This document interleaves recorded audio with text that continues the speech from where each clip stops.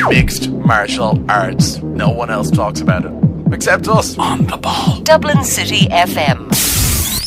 Hello everybody and welcome to this week's edition of MMA on Dublin City FM. We're part of the On the Ball football show, and Ken has joined us on the line. How you doing, Ken? I'm off the ball, Neill, yourself? I'm off my mind. This is insane. I wasn't going to, talk about anything else with you except for the card this week on the show. That's what I presumed we were going to be speaking about. And then it breaks all of a sudden before last night's show that UFC have signed someone. Now, it's not a really big deal when they sign people because they do it all the time. But this in particular, it seems that every single show we do, we can't help but talk about this guy. C.M Punk. Phil C.M Punk Brooks, Neill, I believe is his name now. So for those of you who don't know, he is actually signed with UFC. I can't remember what show we said it on, but you... It was last week, I believe. It was last week? show we did anyway, yeah. You were talking about Front Row Brian on Twitter and how he reported that the announcement on the 17th of November potentially was going to be that he had signed. And we all thought that this was kind of fishy. But it turns out that was true. And they started talking in October. Lorenzo and Dana have flew out to Chicago to see if they could work out something with Punk. It took a while to work out through, I guess, the legality of it for whatever reason, but they'd agreed to do it for a long time. He's known for quite some time. The deal was done last week, and it is for a multi-fight deal. He will be fighting sometime in 2015.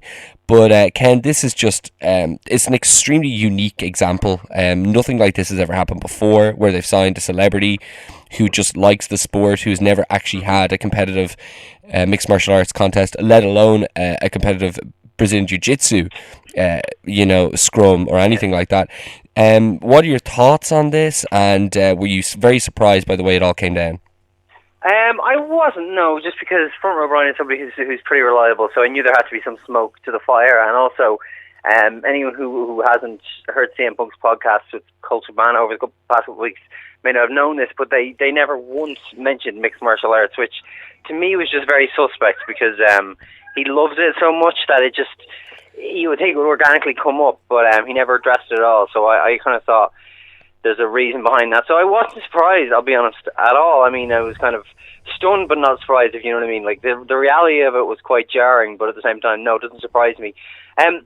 It's interesting. The UFC are being criticised for this in most quarters, and I don't really think there's a need for them to be criticised. It's good for the sport to get eyes on the sport. He's going to draw. I mean, there's going to be a lot of eyeballs who watch UFC who would never normally watch it because they're CM Punk fans. Yeah. How he'll do fighting wise, I'm not optimistic on that. I think he's a hard-headed guy, and I think he's a tough guy. But coming in at 36, 37 with the injury list he has, and the lack of experience. I mean, obviously they're going to put him in there with a guy who's 0-0 or 1-1 or whatever. But a bum, Ken, if you will. A bum, yeah. But I still wouldn't be overly confident. But he's just there to have probably, I'm guessing, maybe a couple of fights and draw some money and tick it off his bucket list. And if he just gives himself a good showing, I think he should be happy. I don't expect MMA fans to accept him. I expect him to get the Brock Lesnar response, maybe even more viciously, because he doesn't have that legitimate background that Lesnar did. It's not looking likely, in my opinion, that he's going to do well. No, I mean, let's just iron it out for people. This guy he's never wrestled anyone, he's never boxed anyone, he's never had his jiu-jitsu match with anyone, he's never competed. It takes probably 3-4 years to get in any way confident in the sport. So, maybe he'll be good enough to have a decent scrap with someone, who's 0-0 9 months from now. But, he's never going to be UFC champion. I don't think he thinks he will be either. It's just so strange for UFC to do this, Ken. Dave Bautista did something similar, and there's other, I guess, and examples. UFC wouldn't have an interest in him then. Yeah, exactly. And it's just kind of like the idea of somebody who has name value coming into a lesser promotion and going against somebody else who doesn't have a great record, that's fine, because what you're doing is you're putting on a showcase for this name, and it helps your smaller promotion. But the UFC doing this is so bizarre, because essentially a guy who has never fought before will be fighting somebody else who most likely doesn't belong in UFC. UFC, for the first time, to accommodate CM Punk, are going to have a fight that they promote on a pay-per-view that neither men really deserve to be on. From a sporting perspective, I'm not saying you won't draw, but I'm saying from a sporting perspective, they're doing something that they've never done before. To a certain extent, I mean, if you remember the first season of Ultimate Fighter that had the women on it, with which Juliana Pena won. I mean, the lady she beat in the final, whose name escapes me right now, had a 1-3 record. That's 1 win, 3 defeats for getting to the UFC. She was a good boxer, but no, it certainly is a novel concept, and you know, it is hypocritical in the sense that they said that, you know, Kimbo Slice, if he wanted to be in the UFC, would have to go through the Ultimate Fighter. They said Kurt Angle, if he wants to be in the UFC, would have to go through the Ultimate Fighter. But we're not in that world anymore, and I think that the Bellator show that went head to head with the Mexico UFC show with Tito Ortiz and Stephan Bonnar, the fact that, you know, Tito Ortiz and Stephan Bonnar were watched by more than 2 million people, I think that probably shook UFC up, and I think that they're going to have to be open now to doing things outside of their little blueprint they have. They want to just be seen strictly as a sport, but then at the same time they've kind of wanted to promote guys like Chael Sonnen and Nick Diaz for championship matches who didn't deserve them. Yeah. And but still kind of try and pretend to the world, no, we're pure sport. This, I think, is them kind of lifting the veil and saying, okay, we're sports entertainment to a certain extent, you know? It is. This is a huge shift, in my opinion. But it's great, you know. It's, you know, I don't see what the problem is. I know that you'll have your MMA hardcores. You know, I thought to myself that there's probably people who listen to the show every week who get miffed when we start talking about Brock Lesnar or C.M Punk or pro wrestling in general, who don't want to see the link. But, you know, here you have, it's 2014, the end of 2014, we had Tito Ortiz, who was in Impact Wrestling, and Rampage Jackson, who was also in Impact Wrestling, who drew the 2 biggest ratings for Bellator in their history. You've got Brock Lesnar is the hottest free agent in MMA. He's in pro wrestling right now. You see CM Punk, the biggest signing the UFC's made this year probably, and he's in pro wrestling. So there's a huge crossover there, and if you can make more money out of it and bring more eyes to the sport, that's fine. You know, it doesn't have to be all about, you know, Mitch Gagnon and Renan Barão in UFC Brazil, you know what I mean? It doesn't have to be about nameless, faceless guys, you know? Yeah, I just want to do a quick aside here, just kind of on that topic. We're talking about the link between the two. Myself and Ken didn't do a This Ain't Fake this week. I did it with The Hammer, finally debuted.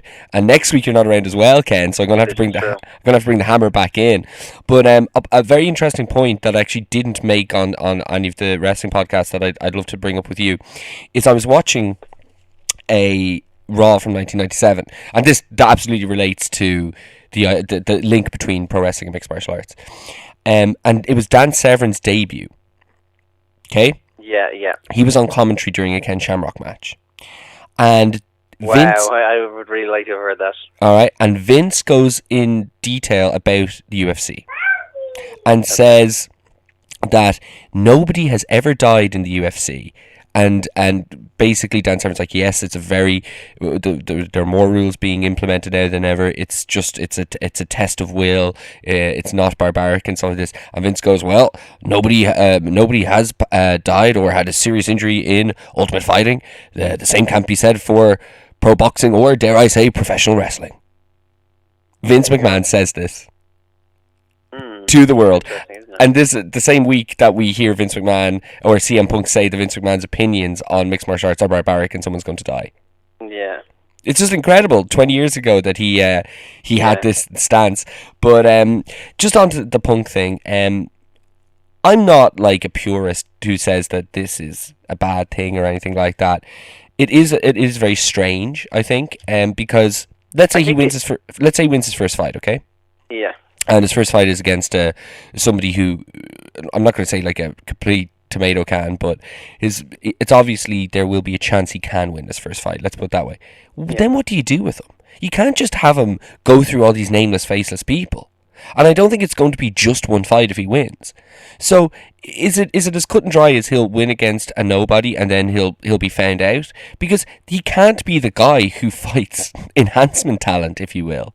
Yeah, I think that it has a very short shelf life because of that reason. I feel like there's a strong chance that with his injuries, his concussion issues, that he will. You know what I mean? He talked about getting knocked out in this year's Royal Rumble rather, by a kick from Kofi Kingston and not knowing where he was for a few seconds. Now, Kofi Kingston, pro wrestler, was trying to work that kick, wasn't trying to nail CM Punk. So if he get knocked out that readily, then what's going to happen when someone's swinging for his jaw? You know what I mean? I like the signing. I think it's interesting. I'm sure you and I and many others will be fascinated when the day comes. Yep. When he's rolling his wrists in the corner while Bruce Buffer announces him as Phil CM Punk Brooks. But I see it as a one and done or a 1 and 2 and done. And I actually want to ask you about the name. Is he going as Phil Brooks, I presume? I think to the fact that that the graphic said Phil CM Punk Brooks tells me that's what he's going to go by. Okay, so CM Punk is going to be his nickname. Yes, I think so. He discussed this on his podcast this week. I don't think you can just go with CM Punk, but I think to drop the brand would be stupid, because I mean, at that point, what benefit are UFC even getting out of it if they're just promoting Phil Brooks against another nameless fighter? So I think you have to have it in there somewhere. So I think maybe Phil CM Punk Brooks. Another reason I think that it would have a short shelf life due to the fact that he'd be facing nameless fighters. The first time around, or basically a lot of people are saying that one of the reasons he could be a great help for the sport is his talking ability. He's got tremendous talking ability, and this is a huge factor in here. If he was any other kind of wrestler, like if this was Steve Blackman, they wouldn't sign him straight away. Do you know what I mean? And it wouldn't have this much fanfare. He's a great personality. But I just don't see how we can be compelled the second time he fights if it's again against somebody who's nameless. Do you know what I mean? It's like, what's he trying to sell us on? He's like, well, you saw me beat this guy you didn't know, but when you see me beat this other guy you don't know, it'll be even better. I think as well, he is purposely going to try and distance himself from the pro wrestling thing. I mean, one thing he mentioned in an interview with Ariel Helwani was he doesn't want people just coming out ribbing him saying, "Oh, I'm going to beat the fake wrestler." Yeah. People more creative than that. I think that because of that, he's not going to be sitting there doing promos like Conor McGregor or Chael Sonnen or Brock Lesnar. I think he's going to be, trying to come off as humble and as respectful as possible. And plus, I mean, whoever his first fight is against, it's going to be somebody with no name. So it's not like there's going to be this huge back and forth between the two. That's correct. It's going to be two rookies preparing for their first fight. So, like I said, I think it's a good idea. Do I think it has any legs? No. Time will tell. Does he come out to Cult of Personality or something else? Knowing his desire to break free from things, I think he doesn't. I'm convinced he doesn't as well. It's amazing, and I presume his attire will be similar to his indie wrestling days, the longer kind of shorts. I would think so, yeah. Do you think Triple H walks to the ring with him? I'd love that. Do you think this makes Vince want him back more? Of course it does. Okay, I just wanted to clarify. Of course, but I do think when he gets his ass handed to him, which we think may happen, that could affect his ability to negotiate. Because at least whatever happened with Brock Lesnar, he was respectable. He did well. You know what I mean? Sure. But that's a point. Punk could really, imagine if Punk went in there and went 0-2, against two nobodies. Yeah. I genuinely think that does hurt then when you go back. Not long term, because I think long term wrestling fans, have short memories and we're suckers for stars. But I think in the short term, if he went 0-2, you're not going to see them, breaking down the door to bring it back 2 years from now. I completely agree. Okay, let's talk about next week's Ultimate Fighter finale. It's the female finale. Aisling Daly is going against Alex Chambers in the second fight on the show. So best of luck to her, and we will obviously be watching that very intently to see how she does. UFC 181 took place last night from the Mandalay Bay in Las Vegas, Nevada, headlined by Robbie Lawler versus Johnny Hendricks for the World Welterweight Championship. This was a rematch from last year. It was Johnny Hendricks' first match back, and Ken, it went to the judges, who scored it 48-47, 47-48, and 49-46 to Robbie Lawler. Do you agree with this, and what's the crack with that last score? So much to say on this. We discussed this fight last week, and I said one of two things would happen. Either Hendricks will be fully recovered and he'll blow through Lawler, or he won't be fully recovered from the biceps injury, Sure. and he won't have the gas in the tank, and he'll lose. And I have to say, Lawler came out early here and was landing some big shots and won the first round, I thought, pretty convincingly. But from there, from the last minute of the first round, for the next couple of rounds, I felt the fight was Hendricks's, and I kind of sat there and said, well, it looks like I was right, and it's going to be fairly one-sided for Hendricks. And then, the fourth round, it was such a weird fight because it's Johnny Hendricks, who, by the way, his hair seems to be disappearing at a quicker rate than Shawn Michaels. But Johnny Hendricks, I guess he gassed. Apparently, he cut from 215. He was wheeled into the building for the weigh-in. Apparently, in a oh no. Yeah. So apparently, in that fourth round, he just started. He would do this thing where he'd push up against the fence for a takedown, but he wasn't really working for a takedown.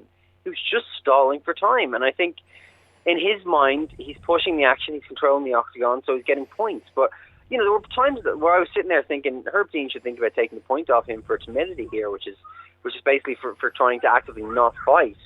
And so I thought the fourth round was close, but I still thought the judges would probably go with Hendricks, even though I felt that would be hard on Lawler. But then the fifth round, he tried to do the same thing, only this time he really didn't stop. All he was doing, it was incredible. He would just push Lawler up against the fence, bend down with his head between Lawler's legs and his two arms wrapped around Lawler's two legs. He just stand there. And 3 times Herb separated him. Then the last time... was he trying to have a nap, Ken? Yeah, that may have been what he was trying to do. So the third time... Hendricks tried to take Lawler to the ground, and Lawler just started punching him and laying some really good shots, So you think you think it's fair to give it to Lawler then, because of what Johnny Hendricks did in the fifth? Because of it was one of those things. If you were scoring this with pride rules, I think that Robbie Lawler won the fight.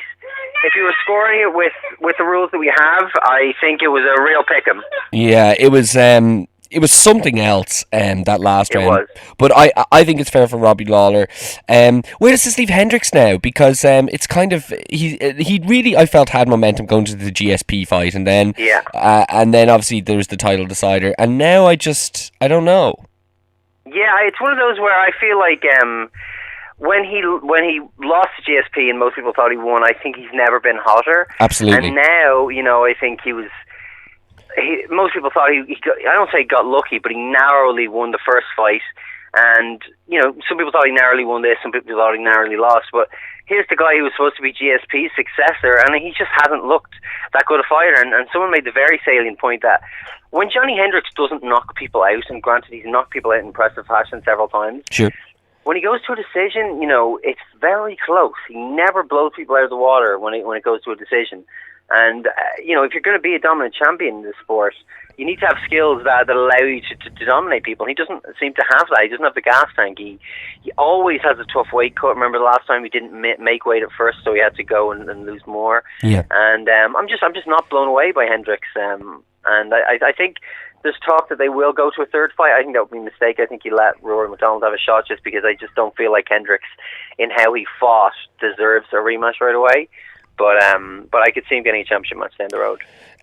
So you do Lawler McDonald next?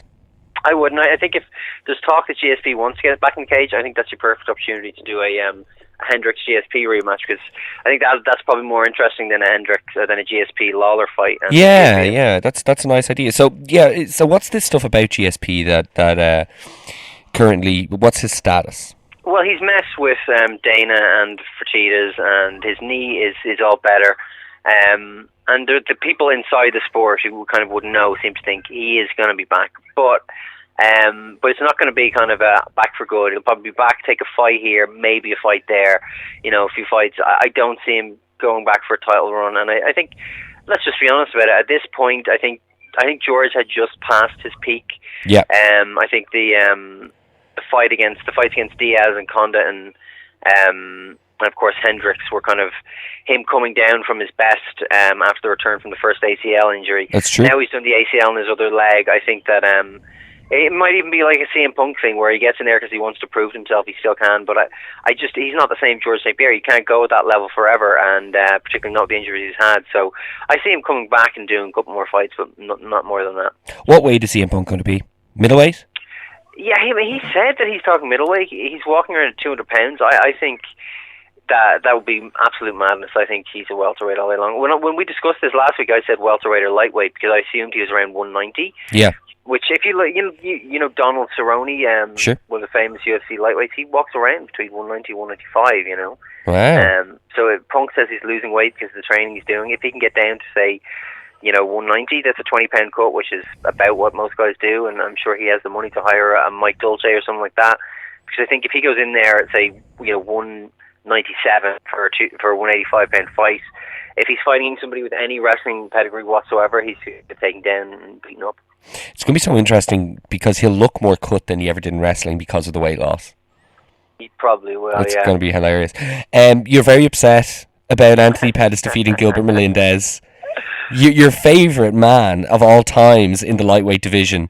Guillotine choke in the second round, Ken. And what did you think of the fight up until then? And are you as upset as I'm making out? Listen, Neil, in May of 2016, you will be 14 months married, my daughter will be 3 years old, and Anthony Pettis will be preparing to fight again for the second defense of the lightweight title. Look, in all seriousness, it's well known that I have an issue with these champions who never fight. Like Hendricks was in the same boat; he'd won the title. Lawler fought twice since, and that's what happened there. But I felt Gilbert was winning the fight in a similar fashion to how Mark Hunt was winning his fight with Verdum until he got knocked out. I thought Gil was winning this fight until he got caught, and you can't take away from just somebody being that gifted of an athlete. And I think I've heard people say that Pettis is just one of those people who's just gifted, and I think that he is. He's got that, that Lionel Messi, John Jones, Ronda Rousey kind of thing where he just has certain gifts that other people don't have. So I think that's shone through here. So Anthony Pettis, who do you see knocking him off, Ken? Right now, it's hard to see anyone knocking him off. Exactly. Especially because he'll be fighting in 14 months. But go on. Yeah. No, but maybe an elite wrestler. Maybe it could be Khabib Nurmagomedov. He's kind of had a stuttering last 12 months, but his wrestling is the top level wrestling, and he is the next guy in line on the rankings there. So maybe Khabib, which I think for the UFC would be such a nightmare because there is no one more nameless and faceless and personalityless in many ways than Khabib Nurmagomedov, and I say that fully in the knowledge that he could kill me. Yeah, well, of course, but you're calling a spade a spade. Yeah, so that's very fair. He's indeed a spade. Travis Brown defeated Brendan Schaub in a battle of beasts. It was 4 minutes 50 seconds of round one. I guess Travis Brown was always a favourite going into this regardless. Did you enjoy the 5 minutes of action that you got? Yeah, it was fine. I just think the whole time I was watching it thinking it was what we said. Schaub was going to try and take to the ground, and Travis Brown was just going to be trying to hit the sugar glass that is Brendan Schaub's jaw, and once he did, Schaub collapsed and he was on his back. That's it. Uriah Faber also won against Francisco Rivera in the last fight on the prelim card before the pay-per-view. Really, really briefly before we let you go, Ken, and before we finish up the segment, would you just please explain what the Reebok uniform is? Yeah, basically the UFC fighters from July of 2015 onward will all be wearing Reebok uniforms. Reebok will release a slew of different designs and colours, so it's not like every fighter is going to look the same. But gone will be the shorts with, Giants and giant Condom Depot logos on the rear end. It's not going to look like, the fighters aren't going to look like walking NASCAR vehicles anymore. They're just going to have these clean uniforms. The idea is that it kind of makes the sport look a little bit more legitimate. Yeah. And the money deal that the UFC has brokered is pretty much all going to be going to the fighters. So it would appear that if you're a lower level fighter, this will be good for you. If you're a top level fighter, you're going to be earning less from sponsors than you would have beforehand. So that's pretty much what the uniform deal is. I still think it's kind of pointless because if you're going to remove all those logos, but you're going to still keep the logos all over the cage, they're just incredibly tacky. That's fine, but I don't really think it's not going to look like a clean product on television when you have two guys wearing Reebok, but they're rolling around on these stupid big Rockstar Energy logos, you know? Yeah, no, that's a fair point. It's a really weird one, and I presume it's going to have a lot to do with the negotiation of certain people coming in, moving forward. But yeah, it's just, if times they are changing in mixed martial arts, it really feels like 2015 is going to be different.